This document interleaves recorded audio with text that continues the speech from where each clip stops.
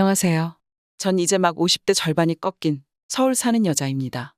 어째 남들만큼은 살아보려고 발버둥 치며 여기까지 오긴 왔는데요. 이제껏 뭐 하나 이뤄놓은 것도 없이 나이만 먹은 것 같네요.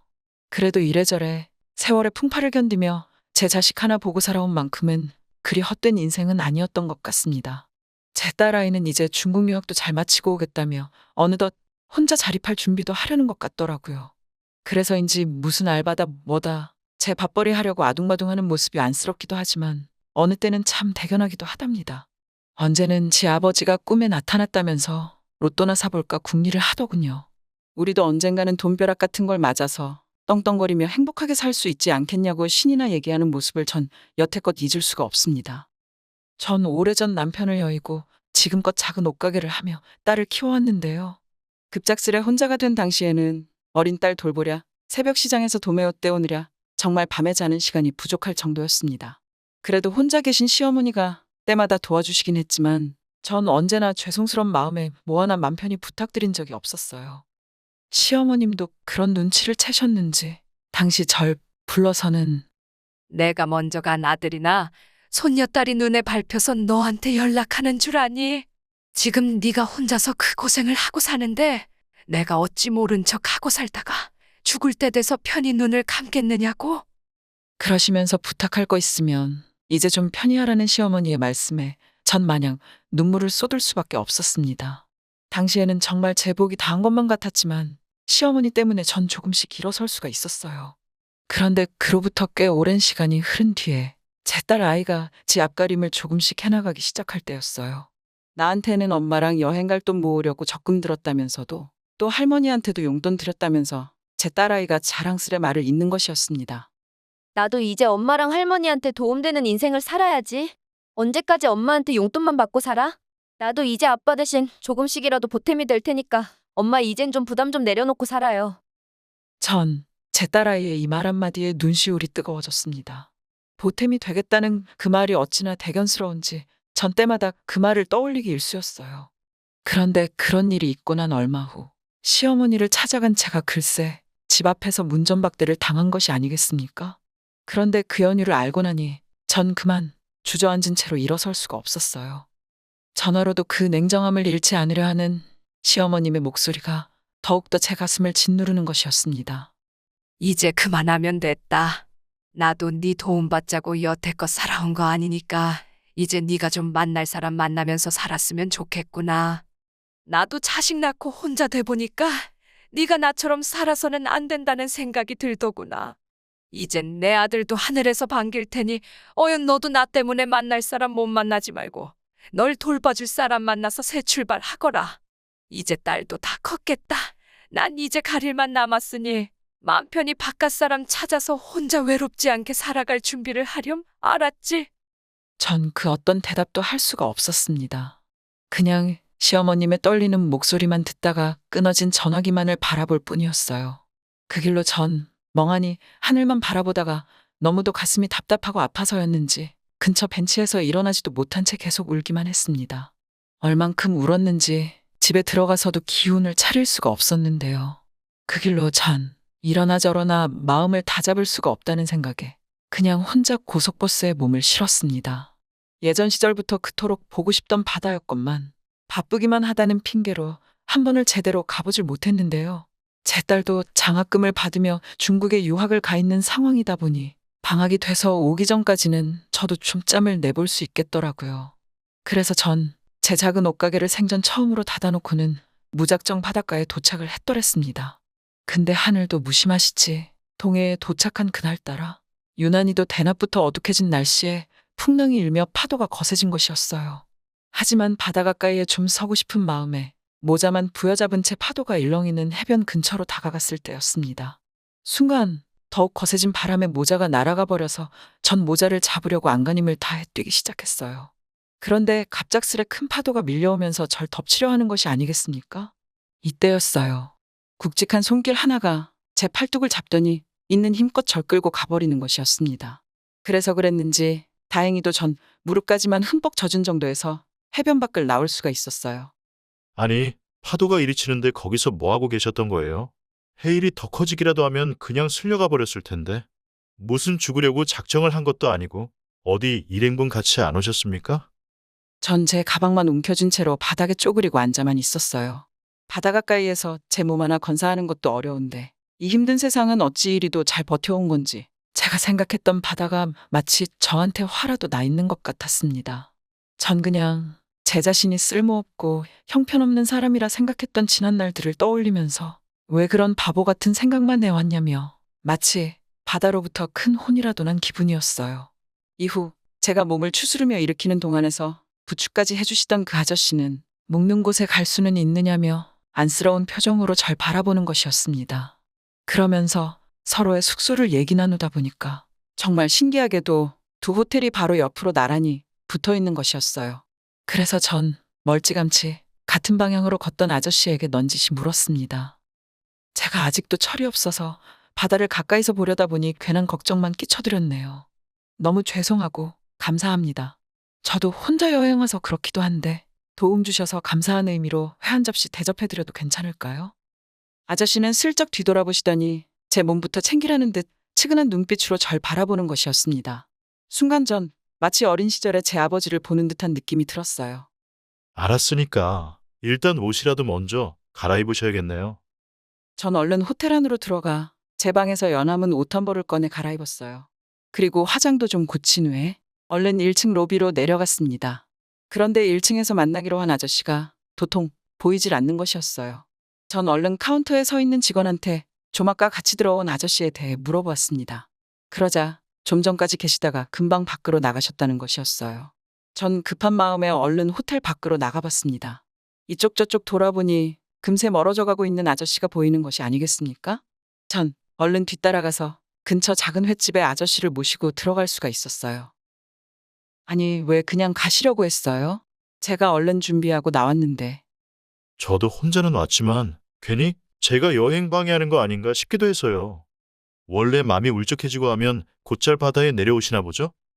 전 7년 동안 한 번도 못 와보다가 이제 처음 온 거라며 그간 살면서 힘들었던 이야기들을 조금씩 쏟아내었습니다. 그래서 이번 기회에 그 답답했던 가슴을 조금이라도 열어보려고 무작정 내려온 것이라 말했죠.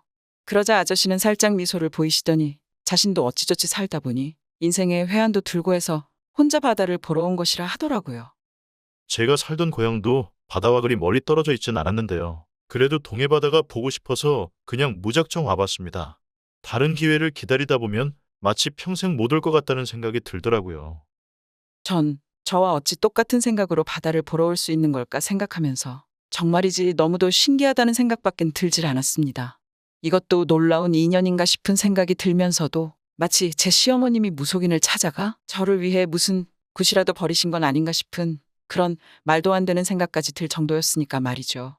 근데 이런저런 얘기를 나누다 보니 이 아저씨는 해서는 안 될 큰 실수를 저질렀다는 것이었습니다. 그 바람에 온갖 고초를 겪다 보니 그저 바다가 보고 싶어 다짜고짜 내려와 있던 상황인 것이었어요. 이에 전 다른 건 몰라도 그 실수가 대체 뭔지 사뭇 궁금해지기 시작했습니다. 어쩔 수 없는 상황에서 했던 음주운전 때문이었어요. 사실 어쩔 수 없는 상황이란 있을 수 없겠지만요. 어쨌든 전 그 실수를 한 뒤에 제 아내와 아들을 책임지기도 힘든 정말 난감한 상황이 되고 말았습니다. 그래서 얘기를 듣다 보니 전 정말 입을 다물 수가 없었습니다. 제 힘들었던 인생도 정말 어찌 보면 별일 아닐 수도 있겠다는 생각까지 들 정도였으니까 말이죠. 그러다 보니 전 그 아저씨와 술 한 잔을 기울일 수밖에 없었습니다. 회 안주를 놓고 소주 한 잔 안 먹는 건 좀 말이 안 되긴 하죠. 뭐 드시고 싶으시다면 제 눈치 보지 마시고 마음대로 드세요. 그런데 회를 잔뜩 집어먹으시면서도 소주를 약간 냄새만 맡던 아저씨는 단 한 잔만에 얼굴이 벌개지시더니 조금 전보다도 훨씬 더 진지한 표정을 지어 보이시는 것이었습니다. 전 그 순간 이 아저씨가 아예 술을 못 하시는 것 같다는 느낌을 받았어요. 그러다 보니 음주운전을 했다는 말도 순간 좀 잘 이해가 되질 않는 것이었습니다. 그런데 그런 눈치를 채신 건지 땅이 꺼져라 한숨을 내쉬던 아저씨는 급기야 그간에 있었던 자신만의 실제 속내를 하나둘 털어놓기 시작하는 것이었어요. 사실 제가 이걸 누구한테도 말한 적이 없거든요. 근데 힘든 인생이 뭐 저만 안다고 해서 당장 나아지는 것도 아닐 테니까 제가 여길 혼자 내려온 건 사실 하나뿐인 제 아들 때문이었습니다. 워낙 힘들이고 공들여서 키운 아이라 그랬는지 몰라도 여유가 있을 때나 없을 때나 아들만큼은 큰 어려움 없이 자랄 수 있도록 가진 애를 써왔는데요. 그러다 보니 좀 엇나가던 부분도 있었지만 그래도 지혜야 할 도리는 나름 잘 찾아서 하는 아이였어요. 근데 어느 날 저도 여느 때처럼 한밤중에 대리운전을 마치고 들어가려던 중에 갑자기 아들한테 전화가 걸려오는 것이 아니겠습니까? 아빠, 나야. 형규야, 아직 안 들어갔니? 무슨 일이야? 아빠, 내가 지금 운전하다가 사고를 냈는데 나 술을 좀 마셨거든. 근데 여기 사람이 누워있어. 나 어쩌지? 전 너무 놀라서 얼른 아들이 있는 곳으로 택시를 잡아 타고 갔습니다. 그런데 아들이 사고를 냈다는 곳이 제가 대리운전을 마쳤던 곳과 채 5분도 떨어지지 않은 거리였더라고요. 전 아들을 보자마자 119에 신고를 했는지 물었습니다. 시간이 새벽이라 주변에는 지나는 차도 보이지가 않는 상황이었어요. 아니, 아직. 그냥 아빠한테 먼저 전화를 했어. 난 그냥 천천히 가고 있었는데 갑자기 튀어나오는 바람에 어쩌지? 전 얼른 119에 먼저 신고를 했습니다. 그리고 술 냄새가 심한 상태인 아들을 진정시키고 보험사에 전화를 걸기 시작했어요. 그 담당자가 모습을 드러내기 전까지 전 아들에게 현재의 상황을 이해시켰습니다. 이제 막 사회에 첫 발을 내디뎌야 하는 상황에서 전 아들이 나락으로 떨어지는 모습을 가만히 보고만 있을 수 없었으니까요.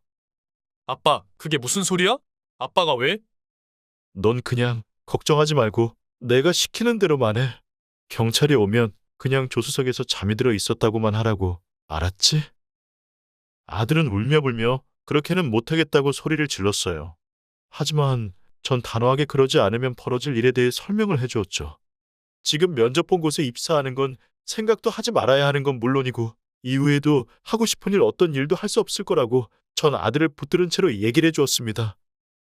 전 너무 놀라서 입을 막은 채로 듣고만 있었어요. 어찌 그런 일이 있을 수가 있었을지.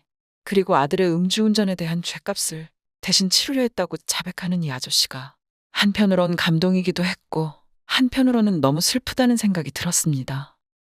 다행히 쓰러진 사람도 거의 만취 상태라 기억을 잘 못하지만 뇌진탕도 좀 있고 몸의 골절도 좀 됐더라고요.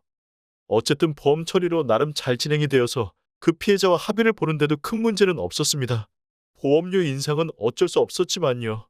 무엇보다 제가 어디 멀리라도 떨어져 연락이 안 됐다고 했다면 아들은 꼼짝없이 전과자가 될 뻔했어요. 이 얘기를 들은 제 아내는 가뜩이나 몸도 안 좋은데 약간 충격을 받아 쓰러져 눕기까지 했습니다.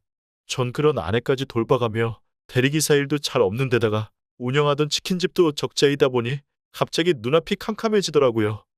그런 사이에 아들은 매일같이 우울한 표정으로 알바만 뛰면서 이젠 술은 평생 입에도 대지 않을 거라고 하고 있네요. 근데 너무 아들이 우울해만 하고 있으니까 제가 되려 미안할 지경이었습니다. 한 번의 실수였음에도 제대로 뉘우쳤을 건 틀림없는데요. 그 죄책감이 너무도 큰 것 같아 보이니까 입사 준비도 제대로 못하고 저 대신 어려운 집안 상황만 돌보려는 것 같더라고요. 그래서 전 아들한테 용기라도 좀 북돋아줄 겸 둘이서 여길 내려왔습니다. 그런데 어제 글쎄 아들이 지원했던 회사에서 대기자 명단으로 면접 날짜가 잡혔다며 연락이 온 것이었어요. 그래서 아들은 먼저 서울로 급히 올라갔고요. 전 마냥에 오던 치킨집도 처분한 뒤에 남은 돈으로 뭘 해야 할지 고민 좀 하려고 하루 더 묵을 생각에 바다 근처로 나갔던 거였습니다. 아내는 아직 몸이 안 좋은 상황이다 보니 제가 하는 결정대로 따르기만 하겠다고 하네요. 전 그저 제 아내는 물론이고 이제 제 아들이 더 이상 슬퍼하지 않았으면 좋겠습니다. 그냥 한번 지나칠 수 있는 일로 후를 털고 일어나 새롭게 살았으면 좋겠네요. 전 아저씨의 눈을 다시 한번 들여다보았습니다. 정말 슬퍼하고도 있었지만 그래도 다시 한번 가족의 행복을 위해 이를 악문 채로 온 힘을 기울이려는 듯이 보였어요. 전 약간의 말로 위로하면서도 정말 아들을 향한 마음에 재차 감동할 수밖에 없었습니다. 그리고 전 제 딸을 떠올리며 제가 살아가야 할 방향도 어떤 길이 돼야 할지 좀 더 생각해 볼 수가 있었고요. 횟집을 나와서 아저씨와 인사를 나눈 저는 꼭 아들과 부인하고 행복한 인생이 되길 기원해 드렸어요. 그러자 아저씨도 제가 하는 고민이 잘 해결돼서 착한 따님과 행복하길 바란다는 말로 화답해 주셨습니다. 그 길로 서울에 올라온 저는 곧장 제 시어머니 댁을 찾아갔어요. 그리고 꼭 해야 할 말이 있다고 말씀드린 후에 전 시어머니께 눈물을 쏟으며 제 진심을 말씀드렸습니다. 어머니, 전 제 가족을 위해서만 살고 싶어요. 저한테 가족은 제 딸과 어머니밖에 없습니다. 저랑 그냥 끝까지 행복하게 살아요. 저한텐 남편도 한 사람뿐이었듯이 시어머니도 어머니 한 사람뿐이에요. 제 말에 그저 눈물만 흘리고 계신 시어머니를 전 다가가 꼭 안아드렸습니다. 그리고 제 딸이 마침 중국에서 전화가 걸려와 주말에 도착한다면서 빨리 할머니도 만나고 싶다며 할머니를 바꿔달라는데 울고 계시던 시어머님도 금세 미소를 보이시더니 환히 웃으며 손녀와 행복한 통화를 이어하셨습니다. 전 그 모습을 오래도록 바라만 보고 있었고요. 정말 살면서 별다른 꿈이 없어 왔는데 그저 이 모습 그대로 제 가족 모두 행복한 웃음을 지었으면 좋겠다고 생각했습니다. 이것이 저한테 있어 가장 큰 유일한 꿈인 듯 싶었어요. 그 바닷가에서 만난 아저씨도 서울 하늘 아래 어디선가 가족 모두 행복한 웃음이 끊일 날이 없었으면 좋겠습니다. 여러분도 지금의 가족과 얼마나 행복한 하루를 보내고 계신가요? 저마다 다른 사연이 있으시겠지만 조금씩 어려움을 털어내시면서 추운 겨울에 가족과 따뜻한 온기를 나누며 서로를 위해 행복한 미소를 지어줄 수 있기를 진심으로 바라겠습니다. 제 얘기는 여기까지였고요. 그럼 모두 건강도 꼭 챙기시길 바라면서 제 얘기 들어주셔서 감사드립니다. 꼭 행복하세요.